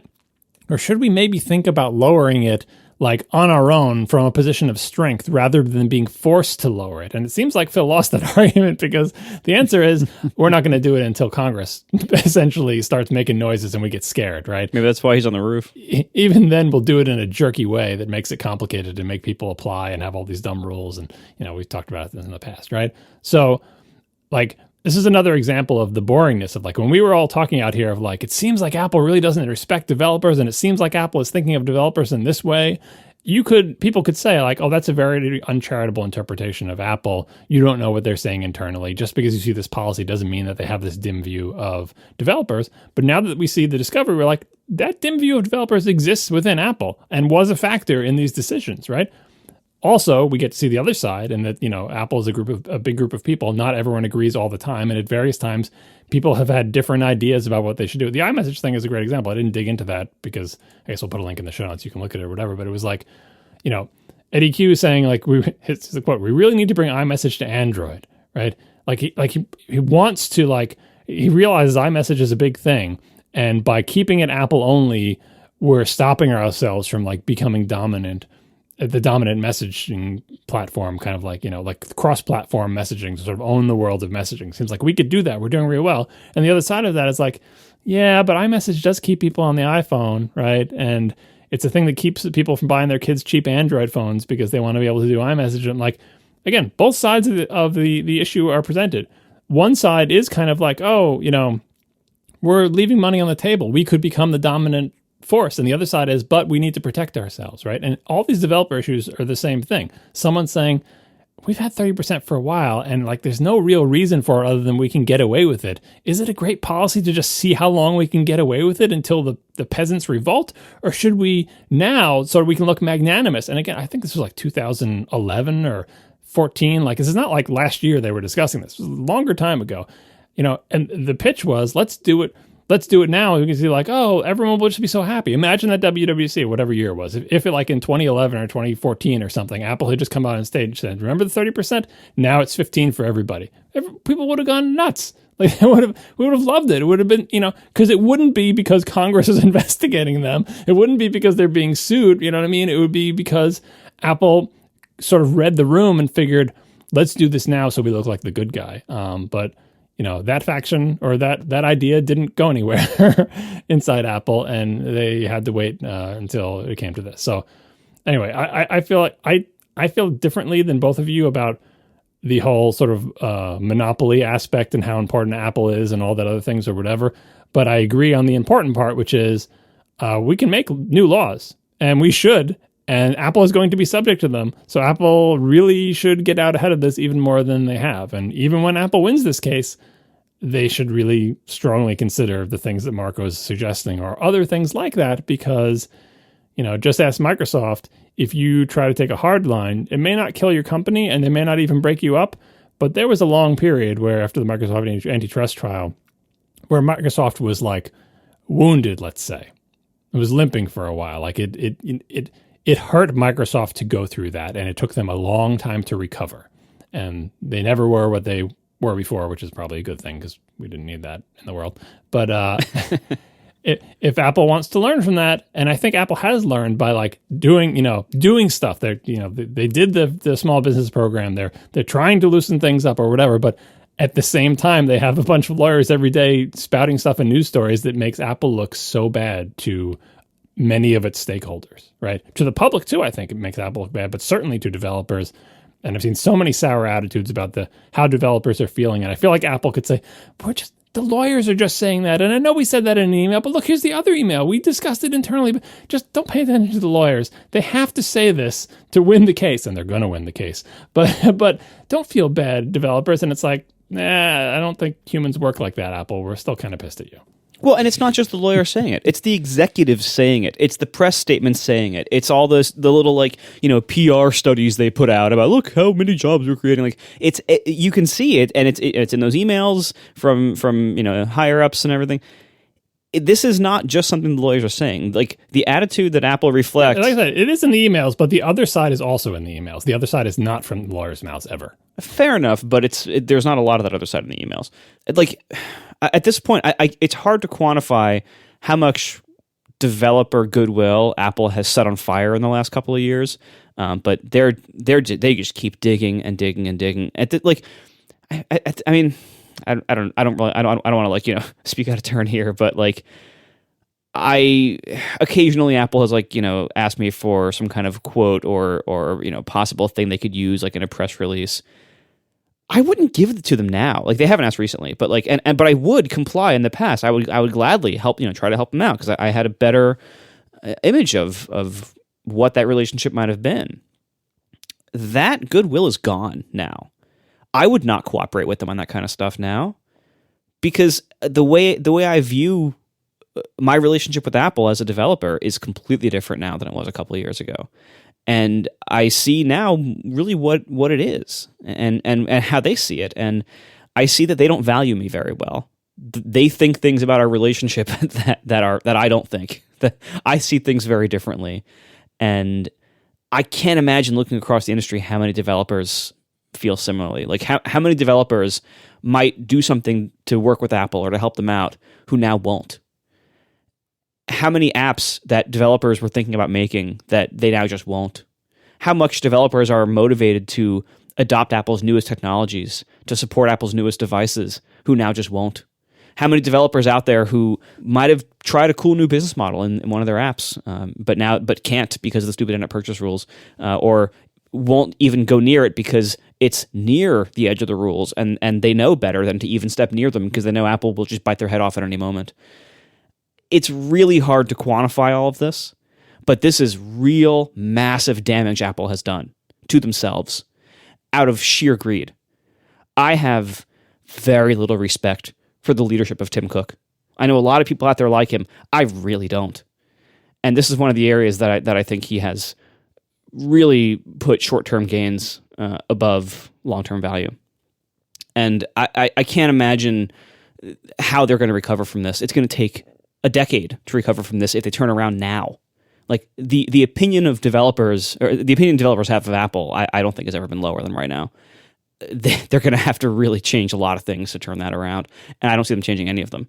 And furthermore, and I do very much agree. And as I was saying earlier, and as you were touching on, John, a minute ago, I can't imagine it would be a good thing if the government had to step in and really slap Apple down in a big way with things like alternative app stores or sideloading. That would be a very bad thing for the platform.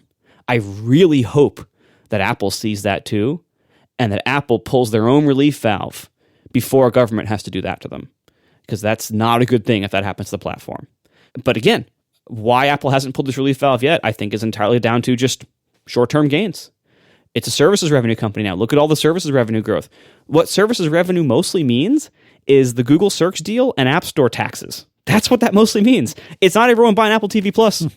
News break, it's not everybody buying Apple Arcade. That's not most of that revenue. Most of that revenue is the Google search deal and App Store taxes. That's what that. So when Apple says services revenue, that's what they're talking about. So I can't imagine the current leadership of this company doing anything that would reduce that number, that quarterly number, even though it is really very much like, a short-term quarterly numbers game that we always make fun of other companies' CEOs for, focusing on the short-term gains at the expense of long-term, values and things. But that's what I see Apple doing with services revenue. And I don't see anything changing anytime soon unless the leadership changes. I think that you don't need to change the leadership for them to change this. They'll react. They'll change. I mean, they already have with the reduction of cuts, and I think they're going to go more in that direction as they realize what's going to happen. And if you think the developer faith in Apple has never been lower, you haven't been an Apple developer for enough decades. Because if we had to pick the real low point, I would probably say either just before Jobs came back or right after he came back, because the various modern OS efforts they made and the various new APIs they introduced and trashed, and I think that was probably the lowest point, because they had so few developers and they were just jerking them around constantly with you're going to do this and you're going to use this new API. Never mind that one, but here's new OS plan. It'll be out next year. Never mind, we're doing a different plan. Well, here's this thing. Never mind, we bought next. And it was just wow. It was, if you want to watch that, the famous Q&A session with Steve Jobs at WWDC 1997, the anger in that audience is... It's just you can feel heat coming off the seats. It was, and for good reason, because it was a giant mess. And at least that was Jobs saying look, I didn't make this mess. I wasn't even here for the past few years. But let me just explain to you how we're going to fix it, and having everyone in the audience not believe him. It's a great thing to watch, by the way. We should find a link to that, because in that 1997 Q&A with Steve Jobs, can you imagine a WWDC session where Steve Jobs gets up on stage and just takes freeform questions from the audience? Not a thing that would happen in later years, right? But when he did it, he essentially outlined his entire plan for what he's going to do with Apple. And it sounded ridiculous and no one believed him. They all hated him. And then he essentially did it all. And it was just you watch it now in hindsight and you're like, what? And the audience just does not believe a word of it. They're just we've been burned too many times. You make all these promises. We do all this work. And then you pull the rug out from under us and you just keep asking us to do a new thing. So anyway, it has been worse, but that was decades ago. Who cares?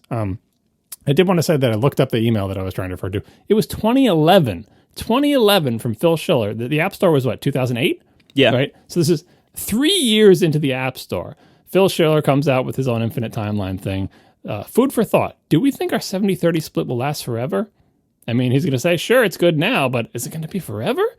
And then you can read the email. We'll put a link in the show notes to one of these stories that says whatever. 2011. So it's not even like they were waiting until like, wow, there's a little bit of pushback from the App Store and like, around 2017 or so. And this is 2011. It's only 3 years. The App Store is 3 years old. And it's like, maybe once we start making $1 billion a year in profit from the App Store, we could think about lowering the rate because, hey, if we're making $1 billion in profit, I think we can afford to lower the rate. Anyway, look at the email. As he said, just food for thought. Apple did not eat that food. Apple spit that food back out. And again, Discovery doesn't show you every single relevant email to these discussions, and I'm sure there's lots of discussions in person over the years, right?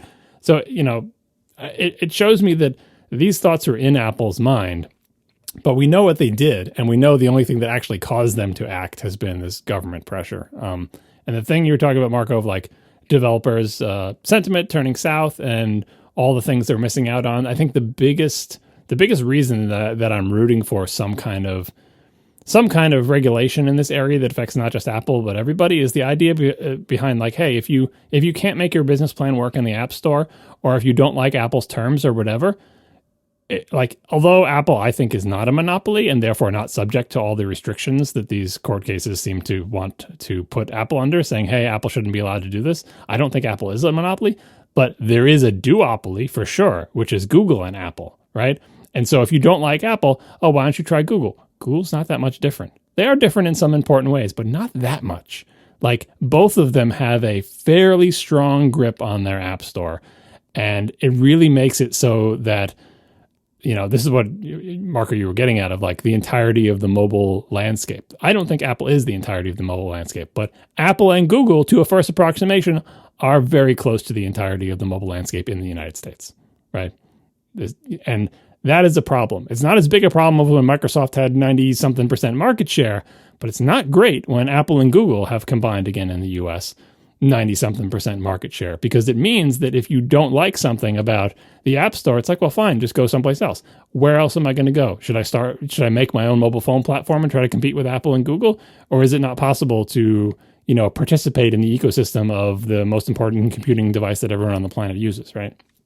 So I think this is a perfect, the right way into this is not to say Epic demands that Apple does what it wants, because Apple it's illegal for Apple to do this because they're a monopoly. I don't think they are. And I think Epic's going to lose this case, because you can't make a company do a thing that you want them to do by saying it's not fair that they're allowed to do this. I think Apple is allowed to do it. I just think it's dumb for Apple to do it.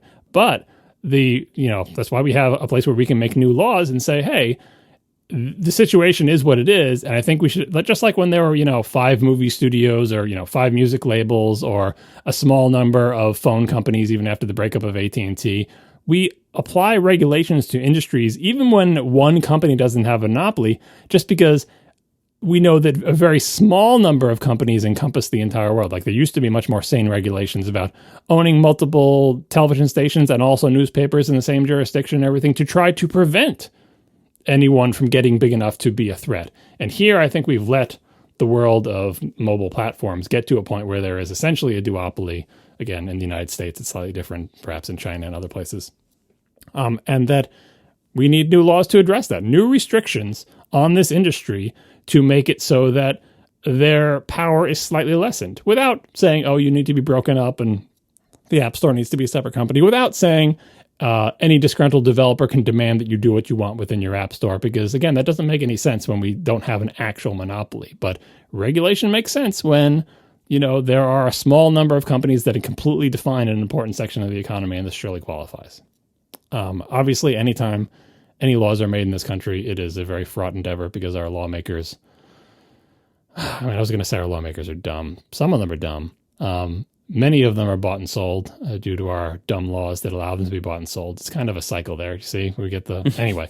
I'm not optimistic that we're going to do the right thing with these laws. Witness every law related to the internet that came out in the 90s, right?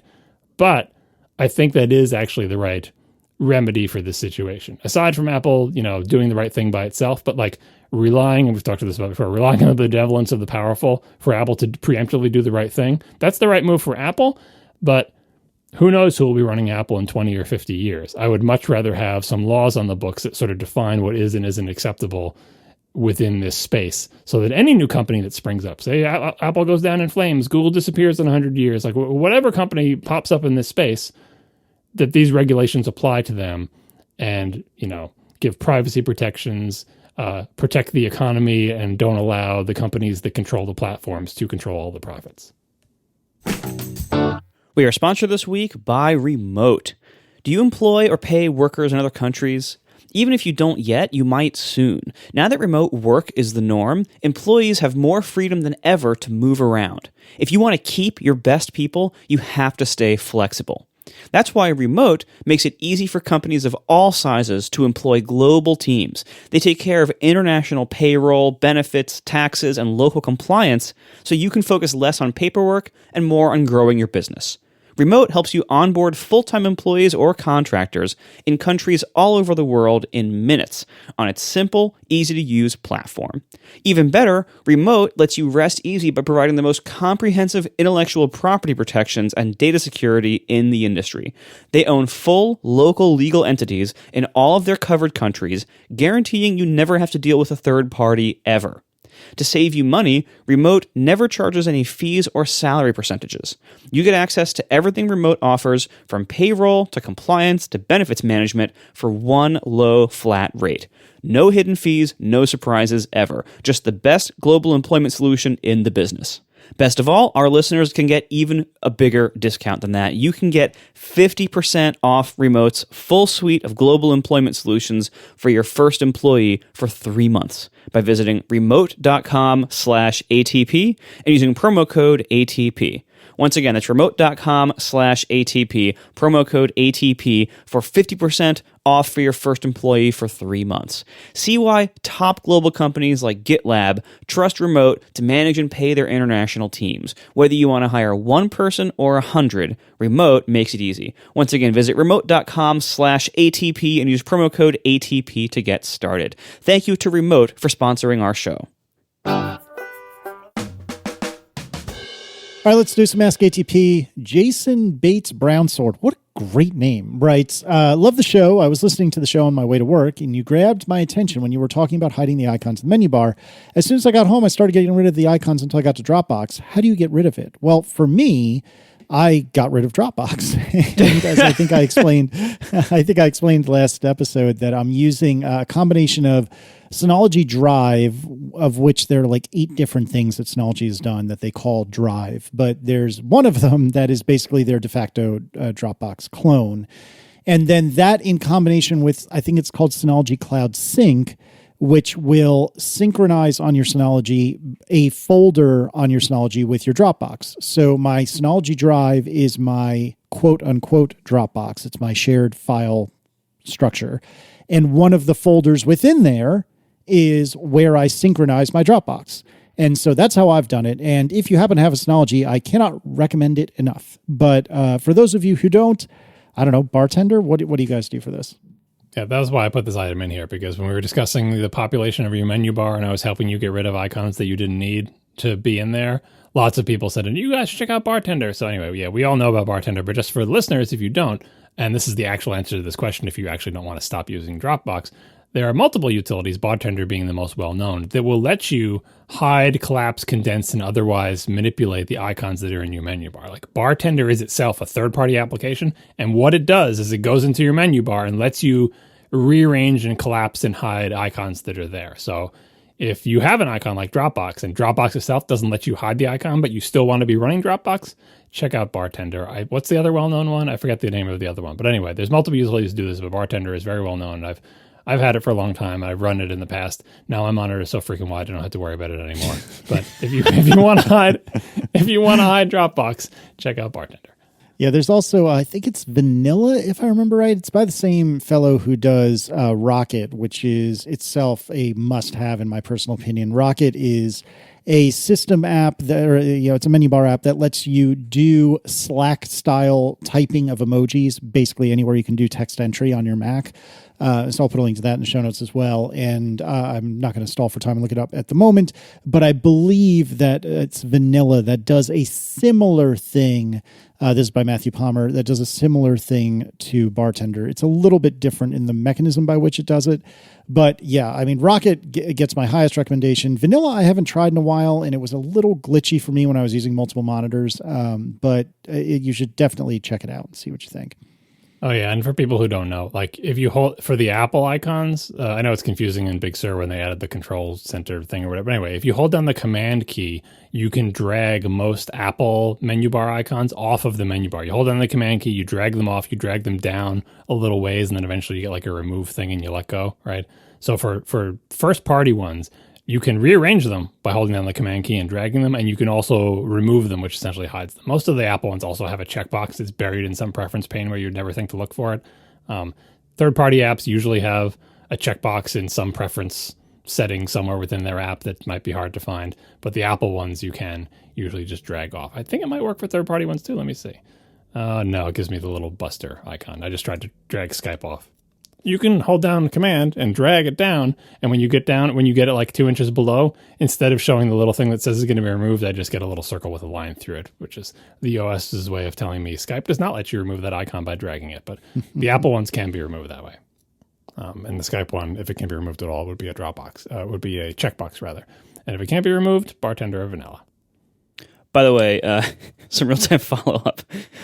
According to Mark Gurman, Antonio Garcia Martinez has already been fired from Apple. Wow, we didn't even make it through the show. See, this really does bring up like exactly what the people were saying in the petition, which is like, how does this get past our hiring process? Like, it's not obscure. It's not a secret. It's not hearsay. It's a literal New York Times best-selling book. Maybe he wasn't a high-profile enough position. Maybe the whole ad organization is filled with sleazy people and we just don't know it. Like, that's, again, it's not Apple will work it out internally, I assume, because that's essentially what they're demanding. The people Apple weren't saying you need to fire this guy right away, although I'm sure they thought that. What they were saying is, how did this happen exactly? Let's look at our process, because it seems like our process is falling down. Kind of like the umpteen emails that you will see in Discovery from the Epic trial of some Apple executive or another saying, look at this scam app that's number one in the free apps right now. How are these getting past review? There are so many emails where people are angry and incredulous about that. And yeah, we feel you, Apple executives. We have the same questions. Moving on with more AskATP, Chandler Kent writes, with more of the computer moving on to a system-on-a-chip architecture, would it theoretically be possible to swap out a system-on-a-chip to upgrade a computer? What would be the disadvantages to allowing that to happen? What design considerations would exist to keep backwards compatibility with the interfaces to the system-on-a-chip? What are the trade-offs?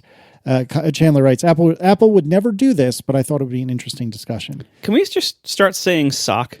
I know no one says SOC, but like, No, I feel like this is too awkward of a thing. We have to shorten it, and it just... Stop trying to make MOV happen. I get the reference. You're the king of bad pronunciations of computer acronyms. It's SOC. What? How would you say it? We don't. We say SOC. It's pretty short already. I believe it's pronounced SOAK. Every single acronym or things that we've had that have been like that short, you always have people start saying it like as like a one-syllable word.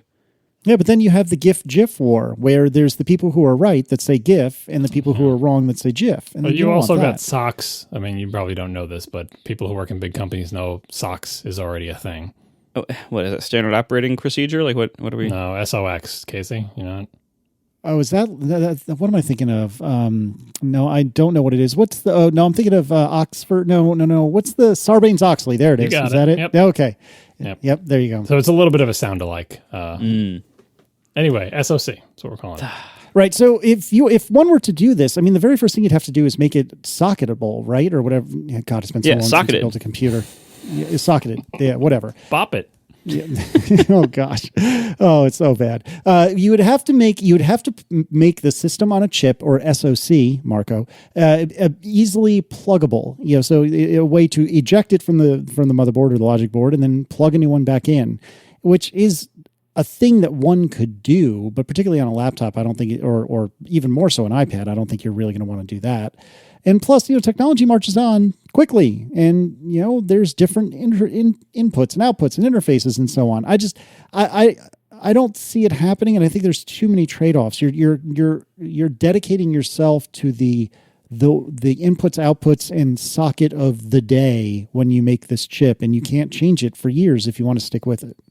Yeah, I mean, if you look at the world of socketed CPUs, like this world exists, it's existed for quite some time, in the PC and formerly Mac world, we can see already what the trade-offs are. First of all, you need, as Casey, you kind of need like physical bulk. You need a socket and then like some kind of mounting mechanism that can hold the chip to it. You need some kind of interface that's like, a bunch of pits of metal or little pins or something for them to touch each other to interface with the stuff around it. And so that's cost, it's bulk, it's points of failure.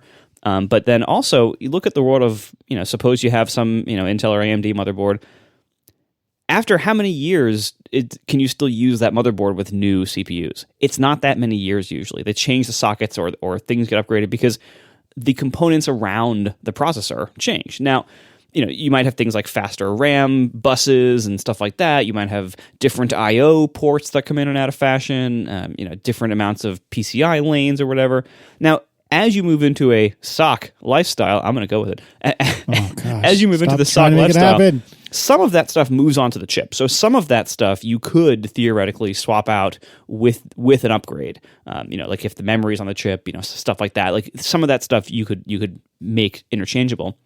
The problem is that there's still all that other stuff around it. So for instance, you have things like just basic power and heat requirements. You design the system with a certain amount of capacity for whatever socket comes with, but then if you want to upgrade it in a couple of years, maybe the new one needs more power or makes more heat, and then the stuff around it no longer will supply that. Maybe it's just a different size. Maybe it got bigger, or economies of scale worked and it got smaller. Then you have that issue to deal with.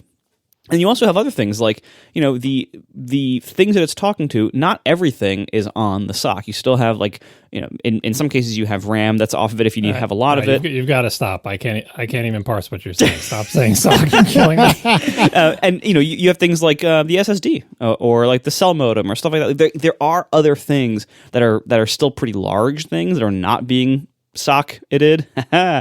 So there are a lot of other stuff or other things around it that wouldn't go with it still, or wouldn't have necessarily a very long lifespan. So I think in practice, even though this would probably never actually become a thing, I think if it was a thing, you'd have a similar problem that you have with the PC motherboards today, where you might be able to upgrade it within like a year and a half or 2 years or whatever, but once you go past that, your like motherboard wouldn't be compatible with the new SOCs anyway. And so it wouldn't be a very long-lived upgrade path. It would be much more like today, where, today if you buy a processor, you use it with the motherboard you bought it with, chances are by the time you want to upgrade the processor, you're probably going to need a new motherboard as well for all the surrounding stuff. So I think it would work like that if it ever happened. But again, there are the realities of making this happen that would probably never actually happen. Yeah, I think you covered most of the points. I mean, what I would say to Chandler is that yes, an SoC does make it easier because it has more stuff on it, but there's other trade-offs are still there. And some sockets live longer than others in the PC space, and you can make kind of a forward-looking socket. But the main reason Apple wouldn't do it, aside from them never wanting you to upgrade stuff, is as we've seen so far with all of the ARM-based Macs that they've put out, they are really emphasizing the size. And so that one thing that Marco mentioned, hey, you got to make it bigger and thicker and have more stuff for the socket. They don't want that. They made the iMac as thin as an iPhone. they don't want those extra millimeters, right? Never mind, they don't want you to upgrade it or whatever. Now that said, Apple itself, like even though there is no official supported socket, will surely reuse motherboard designs and things that like there will be an M2 based Mac. Maybe we'll talk about next week. That the motherboard of which looks very much like the M1 motherboard, but the place where the M2 goes is a little bit different than the place where the M1 went, because they don't have to have a standard socket, but they do end up reusing a lot of stuff. So Apple gets the advantages of having a system on a chip in that so much stuff, the GPU, the RAM, all the bus stuff is on the SoC that they can reuse the same motherboard for a couple of years, right? It's not for you to swap out the SoC on, it's for them to do it. So I think they will take advantage of that. And speaking of sockets, I'm sitting next to a computer right now that has a socketed CPU. The 2019 Mac Pro has a socketed Xeon, and maybe we'll get to in a future show. But the new Xeons are out. They use a different socket. So if I wanted to put the new Xeon on my Mac on that motherboard, I can't because we just crossed over a socket. I don't know if Xeons change sockets every single time, or every 2 years, or every 3 years. Pretty often. Yeah. Well, because they don't get updated that often, and so when they do, usually it's time for a new socket. Yeah. So I feel like socketed things are kind of like upgradable RAM and other sort of upgradable components have their place in the market for, if you're building your own gaming PC, you would expect to be able to swap out the RAM. Maybe you'd expect to be able to upgrade the CPU 1 or 2 times before you get an entirely new motherboard or whatever. But that's not the market that Apple operates in. And, we know which direction everything goes at Apple. The battery gets enclosed, the SSD gets soldered to the motherboard, the CPU stops being socketed, right? It depends on the machine, though. Like the Mac next to me, again, has everything in it can be torn out. The CPU, the RAM, the GPU, the SSDs even. Like, it's all removable because that's the role of this machine, right? But Apple makes very few of these machines, and even that may be changing with the new Mac Pro, so stay tuned. Finally, John Larson writes, now that Apple's out of the time capsule business, what options are there for MacBook owners that can't duct tape an SSD to the back of their machine? Marco, is that SSD or is it SSD? It's SSD. Okay, good to know. We always pronounce them. It always happens. I see. I've been on the wrong side of this so many times growing up. Like I would say SATA or serial ATA. Like that became SATA. Like it always happened. Like people always shorten stuff on me. Well, so you should learn from that and just always do the opposite of what your instinct is and just say SOC. Nah, SOC. I'm going with SOC. Oh my gosh. iPod socks. There you go. Anyway, what can you do for a MacBook and you want to have some sort of time machine backup? I mean, I would just leave something on your desk or get a network attached storage like the Synology. Apparently, this show is also sponsored by Synology. But I would say just leave something on your desk and plug it in, remove it when you leave, which is not fun. But, I mean, I guess you could get one of Marco's 17 docking station things that you've tried. You could do that, too. But I don't know. What do you guys have for this? Well, you can also any other Mac on your network. If you happen to have like a stationary Mac, those can offer time machine sharing to other things on the network. And yes, Synology offers because there's like open source packages that can offer the same network service over the network. So lots of other hardware will also be able to do that over the network if you want to. And I've always had no problems with the Synology one when I've used it. And this person says if you can't duct tape an SSD to the back of your machine, right? But I think it's worth revisiting why you think you can't do that, because drives get smaller and smaller. If you get a sort of USB-C/Thunderbolt bus-powered SSD that can hold everything in your little laptop, you don't have to tape it to the back of it, but it's so small and unobtrusive, and especially if you don't have any other kind of docking station, it's not that big of a deal just to plug it in when your laptop is on your desk, and especially if it spends a lot of time at your desk. Like, it won't really get in your way. They're so small now. No, they're not the size of like a Logitech, RF dongle, right? But although we'll probably get there pretty soon, because you can buy like a thumb drive that is actually shockingly small and holds a huge amount of data. So what I'm saying is, don't dismiss the idea of attaching a drive. It's not like it used to be where you have to like get a spinning hard drive in a big case with an external power supply and plug it in.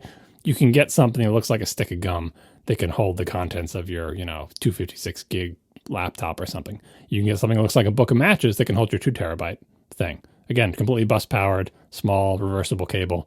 It's not actually as bad as you think. And if you do want to tape it to the back of your thing, you could probably do that and not have it be particularly chunky, because, things just keep getting smaller. So don't discount the idea of actually having local storage for your laptop. It is viable. But yeah, if you don't want to do that, network attached storage or another Mac. Also, don't discount the idea of using the SD card slot in your old laptop or hopefully soon-to-be future laptop. Oh, that's a good SD point. card, you can get, I just looked, you can get a 1 terabyte micro SD card for $200 right now. Like, these things are big and cheap. And I worry about the durability of an SD card for the type of traffic that Time Machine puts out, but, that's fair. Yeah, they're not made to do a whole ton of writes, but still, like that's a really good solution. If you want something on a laptop that is seamless and you have an SD card slot, that's a great use for the SD card slot. In fact, there have been companies over time. I don't know what's still on the market today, but there have been companies over time that back for like the 2012 through 2015 MacBook Pro line. You could get like a little flush mount that would go into the SD card slot, would hold a micro SD card kind of, I think sideways or something, and it like nothing would stick out from the slot. It was amazing. Yeah. Yep. Like that. And this is yet another reason why I really hope they bring these back, because there's so many cool uses for the SD card slot. Even if you don't have like a camera that uses it, it's really nice to just have that really quick removable storage that's not taking up a port and having a cable sticking out of it constantly. That being said, Tiff's laptop has exactly that arrangement. Tiff's laptop has a cable sticking out of it constantly with a drive duct taped to the back of it. And it's kind of annoying that this cable's always there and you lose a port, but otherwise it's fine. It works. You know, it's very ugly, but it does work just fine. And so that option is not that bad, really. But certainly if you can get something that's like, you know, in the machine or over the network, that's obviously better. I remember one of my blog posts a while back, I made the argument, this was back in the spinning hard drive days, that Apple should sell machines with double storage in them. Essentially, like, I think I said RAID 1, but like basically like however big a Mac you get, say, oh, I got a MacBook Air with a 512 gig drive, that it should actually come with two completely separate internal 512 gig drives, and one of them would be your main drive and the other one would be your sort of backup time machine drive. Obviously, that would cost money. People wouldn't want to pay extra for it. Like, there's tons of good reasons why they didn't do it. But again, with my whole argument of like, is there room in the lineup for one machine that's like this? Like the idea that this would, it made much more sense back before everything was in the cloud. But imagine a world where we didn't have cheap cloud storage and everything. It was like literally the only way you're ever going to get people to back up is to secretly give them twice the storage and just do automatic time machine to the other thing. So when they come into the Apple Store and say, my thing doesn't boot, it looks like I lost all my data, you can go, surprise, you didn't. It's all over here in time machine because we've been backing it up every hour unbeknownst to you. Nowadays, the solution is to instead not really to do the Casey thing and have your Macs be ephemeral and have most of the stuff in the network or the Chromebook thing or whatever. So time has moved on from that solution, but I was reminded of it when these people are talking about duct taping drives to the back of their laptop. It's like, you know, there is actually room inside that laptop for one more set of chips, especially on a big 16-inch one. You could have double the storage internally, but of course, if you gave people that, they'd be like, oh, well, I don't want to use it for backup. I want to use it for stuff. And then you're just back to the same situation. Human nature. Yeah. To go back to the flush mount SD card, like hard drive, my very first thing that I backed on Kickstarter was the nifty mini drive, which was exactly that.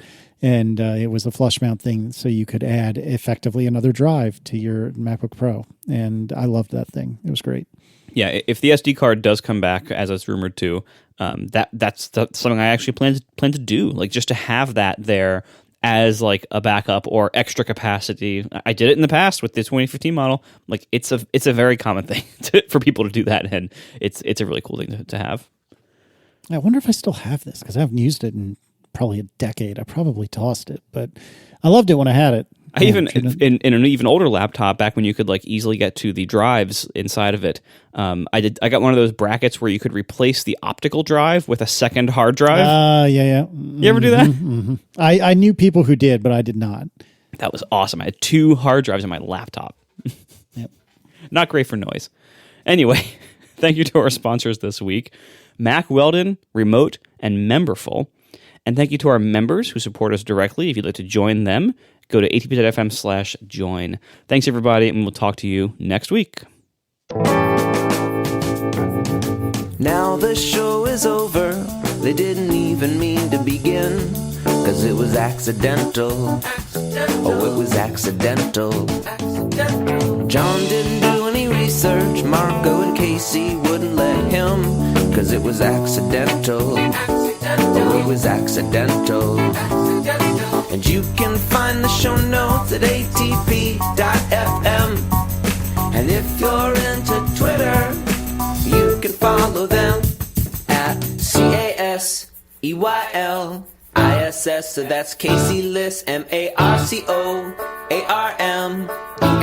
Marco Arment, SIRAC, USA Syracuse. It's accidental. They didn't mean to.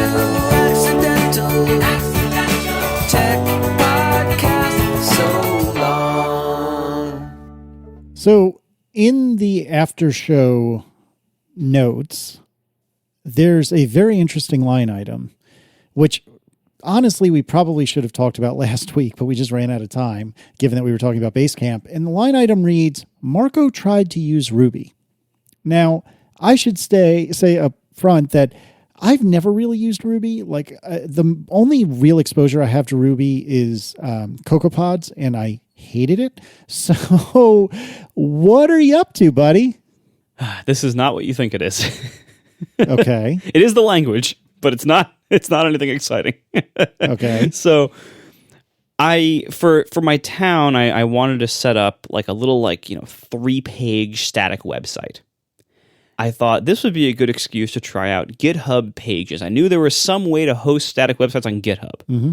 I didn't know anything else about it, but I knew, look, that sounds like something that would make things easier. I don't want to have to keep this running on one of my servers for this stupid static page thing. Let me see what this GitHub Pages thing is about.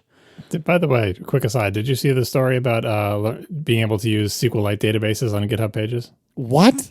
Yeah, it was so GitHub Pages is static hosting, right? So it's like, how can SQLite, for people don't know, makes a database as a little file, right? So what they do is they use they made a library that does HTTP range requests into the SQLite file in GitHub Pages to essentially do client-side SQL querying of your SQLite database. This is my understanding of your SQLite database on this static web hosting. So if you want to have a database, all I'm saying is you want the world's most inefficient way to query SQLite, you can do it with HTTP range requests with the library. Anyway, continue.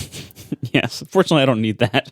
But I'm sure nothing can go wrong with that. But anyway, what this ends up being based on is Jekyll, which is a static site generator that I've never used. And Jekyll is written in Ruby. Now, GitHub, being a site designed around one of the least user-friendly programmer tools that's ever been made, I guess it's no surprise that the documentation for how to actually use Jekyll and their static site generation is pretty sparse and pretty incomplete. And so I just wanted to make a very simple site. Now, the templates they give you to start out with, by default, put a whole bunch of stuff in, by default, in the sidebar and everything, that's all about, the GitHub project that you are hosting, which is not anything I wanted to be on here. I just wanted, just a site with basically no template. Let me just make my own basic navigation bar and a list of pages on the side or something, and that would be it.